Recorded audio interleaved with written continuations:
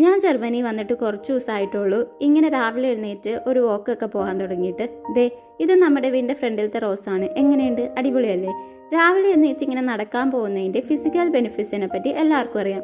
പക്ഷെ എനിക്കിത് കൂടുതലൊരു mental piece തന്നെ പരിപാടിയാണ്. രാവിലെ എഴുന്നേറ്റ് ഇങ്ങനെ ഒരു വോക്കൊക്കെ പോയി കഴിഞ്ഞാൽ അന്നത്തെ ദിവസം കുറച്ചും കൂടി ബെറ്റർ ആവണ പോലെ എനിക്ക് പേഴ്സണലി ഫീൽ ചെയ്തിട്ടുണ്ട്. അങ്ങനെ നടപ്പൊക്കെ കഴിഞ്ഞ് ഇവിടുത്തെ സ്പീൽ പ്ലാറ്റ്സ് ആണിത്. ഇവിടെ വന്ന് ഞാൻ കുറച്ച് നേരം ഇങ്ങനെ റെസ്റ്റ് എടുക്കും.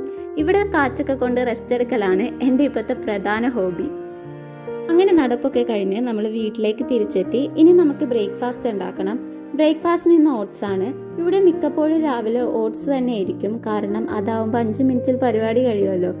അപ്പോൾ ഇതിന് വേണ്ടിയിട്ട് നമുക്ക് ഒരു ബൗളിൽ കുറച്ച് ഓട്സ് എടുക്കാം. എന്നിട്ട് ഞാനതിലേക്ക് പാൽ ഒഴിച്ചു കൊടുക്കുന്നുണ്ട്.